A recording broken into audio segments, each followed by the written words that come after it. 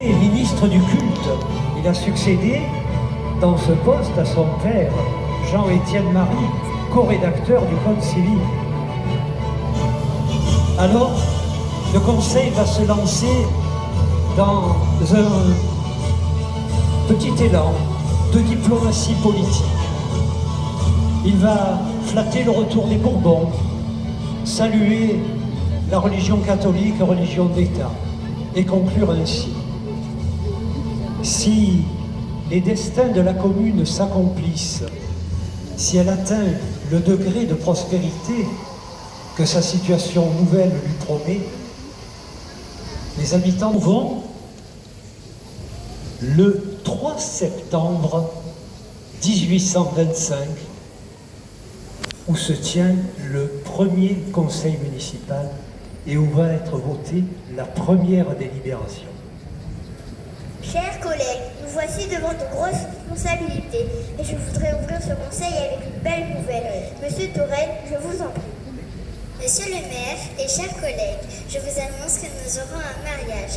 Notre Jean-François Boudouin va épouser Marie-Madeleine Olifron de la Cadière. Le mariage sera célébré le 4 octobre.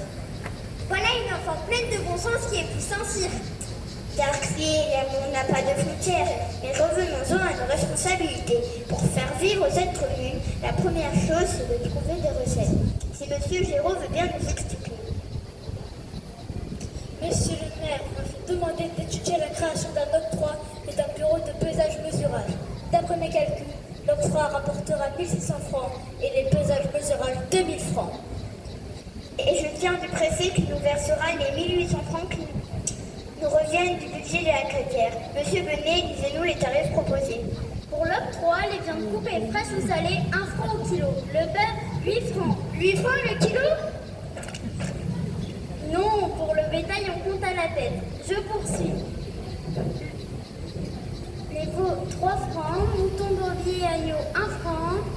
Le cochon, 5 francs. Pour les liquides, je précise le prix par fraction d'hectolitre. L'huile, 9 francs. L'alcool, 3 francs. Vin cru, 50 centimes. En bouteille, 5 francs. Le raisin, 33 centimes. Monsieur Bonifié? Alors pour manger les raisins de ma vigne à la Cadière, je dois payer? Non, en panier de moins de 5 kilos, c'est exempté. Comme pour la farine et le blé. Ah, alors je suis d'accord. Alors votons. Ceux qui sont pour se lèvent. Adopté à l'unanimité. Et après avoir parlé des veaux, des vaches et des cochons, il fallut procéder à une dépense importante, recruter un personnage nécessaire dans une commune, le garde champêtre, et ça coûtera 200 francs.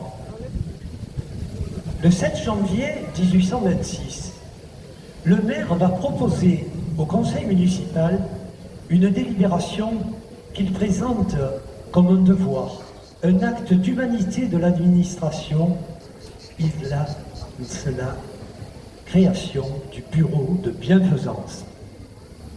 Monsieur le maire, nous savons bien qu'en cas de disette ou de mauvaise récolte, il faudra venir en aide au pauvres. Mais certains peuvent fournir du travail et pour cela, le préfet propose aussi de créer l'atelier de charité pour l'entretien de nos chemins communaux. Et j'ajoute que nous distribuerons les secours à domicile à ceux qui en ont réellement besoin. Je vous propose de voter 300 francs pour le bureau de bienfaisance et 500 francs pour l'atelier de charité. Ceux qui sont pour se lèvent. Adopté à l'unanimité. Et ainsi, dans l'honneur, le conseil municipal vota sa première action sociale. Et il fallut alors passer aux dépenses de fonctionnement. Pour l'instituteur, 150 francs. Pour le greffier, 600 francs. Pour le receveur des impôts, 250 francs. Pour le curé, 300 francs. Pour l'entretien de l'horloge, 50 francs. 45 francs pour le loyer de la mairie et 27 francs pour le registre des délibérations. Bon, voilà. Monsieur Bonifay? Et la trompette? La trompette. Pour le serpent de ville? Ah oui, la trompette, c'est 40 francs. Alors votons la trompette. Ceux qui sont pour se lèvent. Adopté à l'unanimité.